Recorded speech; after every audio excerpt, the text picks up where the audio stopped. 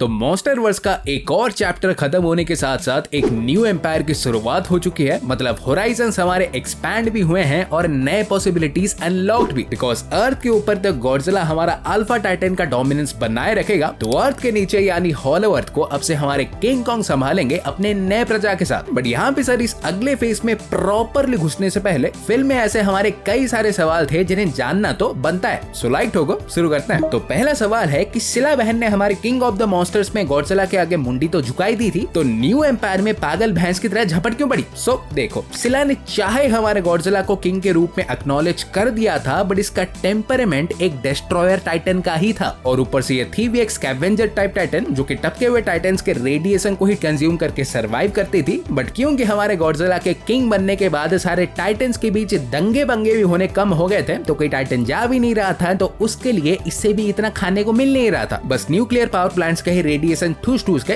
जिंदा थी। सो इसी बावलेपन में बहन जी की सटक गई, तो उसने गॉडजिला पे अटैक कर दिया। और अभी देखो, चाहे पता चल नहीं रहा, बट सिला के जाने का इंसानों को भाई एक भारी टोल उठाना पड़ सकता है, बिकॉज यही अकेली थी जिसके एनर्जी से अंटार्कटिका का बर्फ धीरे धीरे करके मेल्ट हो रहा था, वही दुनिया के सी लेवल को स्टेबल रख रही थी। और अब जब वो जा चुकी है हमारे जी मैन की कृपा से, तो पानी का लेवल भाई खतरनाक तरीके से बढ़ेगा और इंसानों की खटिया खड़ी होगी। फिर इसके बाद देखो, अगला सवाल है कि गॉडजिला हमारे बिल्ली की तरह हर बार कलोजियम में ही जाके सो क्यों जाते थे, और वो भी इतना केयरफुली, जबकि पूरी दुनिया ही उसका किंग साइज बेड है। तो इसका देखो शॉर्ट एंड सिंपल रीजन है कि कलोजियम उसे अपने हॉलो अर्थ के उस टेम्पल की ही याद दिलाता था जिसे हमने किंग ऑफ द मॉन्स्टर्स में देखा था, और वो तो डिस्ट्रॉय हो गया, तो बेचारे ने इसी को ही अपना घर बना लिया। कोई टाइटन अगर आके इसकी एक ईंट भी हिला देना, उसकी 36 पुश्तें याद दिला देगी। देन अगला सवाल है, क्या कॉन्ग सही में बुढ़ा होता जा रहा है? उसके बाल अभी से सफेद कैसे होने लगे हैं, जबकि बावला गाजर स्कारकिंग तो भाई आइस एज से जिंदा है और स्टिल जवान लग रहा था। मतलब क्लियरली डाई तो करवाते नहीं होंगे। मोनार्क वाले टाइटन्स का बाल रंगने लग जाए तो इतना डाई खरीदने में ही इनकी गांव की जमीन बिक जाएगी। So sir follow me.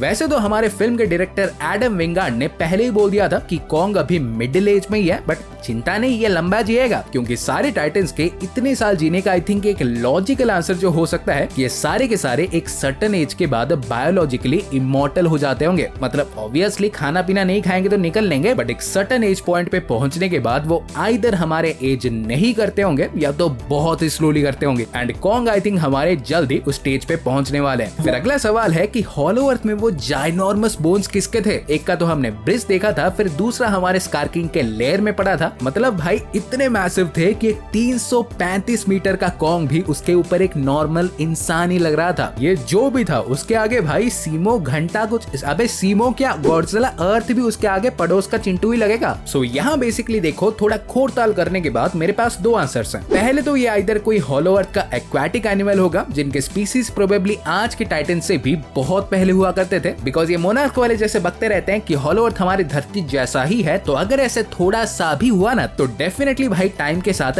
यहाँ का इकोसिस्टम भी चेंज हुआ होगा। मतलब जिस जगह पहले समंदर हुआ करते थे, तो वहाँ पे अब माउंटेन टॉप्स है, और मे बी इसे एनवायरमेंट शिफ्ट के लिए ही ये मैसिव क्रीचर से लुप्त हो गए। या ये भी हो सकता है कि टाइम के साथ जो रेडिएशन का लेवल घटता भी गया, तो उसके लिए भी एक्सटिंक्ट हो गए होंगे।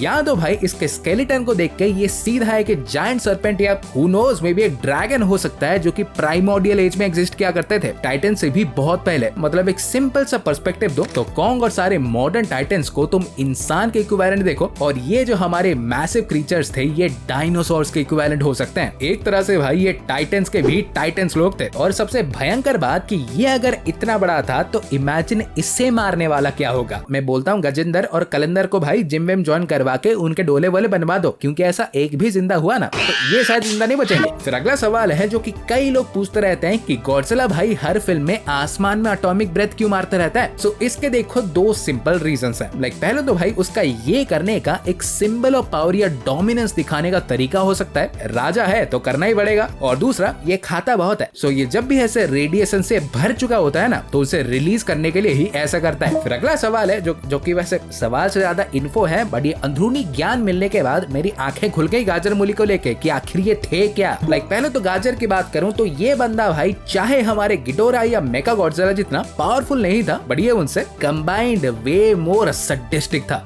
तुमने अगर इसके लेयर में ऐसी एक डिस्टर्बिंग चीज नोटिस की होगी कि वहां भाई उसके जैसे ऐसे कई सारे ऑरेंज फर्ड बेबीज तो थे, क्लियरली उसी के ही बच्चे, बट उसका कोई अडल्ट ऑफस्प्रिंग वहाँ नहीं दिखा, जबकि वहाँ हजारों सालों से रहता आ रहा था। अगर तुम समझ नहीं पा रहे तो गहराई में ना जाते हुए इसका मतलब यही है कि ये अपने ऑफस्प्रिंग्स के एक सर्टेन एज में पहुंचने के बाद उनकी पतंग भाई काट देता था, ताकि उसी के ही बच्चे बड़े होके उसे चैलेंज ना करे। इसीलिए भाई गॉडजिला इसे देख के एक सेकंड के लिए गोकू बन गया था कि बंदर के बच्चे इस बार तुझे नहीं छोड़ूंगा। लिटरली उसे डिसइंटीग्रेट करने वाला तो उसके एटम्स भी नहीं बचते। और दूसरे हमारे मूली की बात करो तो ये तो भाई भोली थी, बट हो सकता है कि इसी ने ही भाई मॉन्स्टर जीरो यानी गिडोरा को जमाया था। लेकिन पत्थर मारने से पहले रुक जाओ, आई नो कि ये पहले कहा जा चुका है कि गॉडजिला ही गिडोरा से लड़ा था, बट हु नोज वहाँ कोई चाय थोड़ी पी रहा था। मे बी गॉडजिला ने गिडोरा को वीक किया होगा और एंड में हमारी सीमो ने ही उसे जमाया होगा। तो काम की भाई ये डेफिनेटली है। इनफैक्ट अब जब सिला जा चुकी है तो सीमो डेफिनेटली उसका रोल संभाल सकती है, बर्फ को मेल्ट होने से रोकने का। फिर अगला क्वेश्चन है जो कि पिछली बार भी था, क्या फाइनली अब छिपकली और बंदर एलाइज है? तो सर हाँ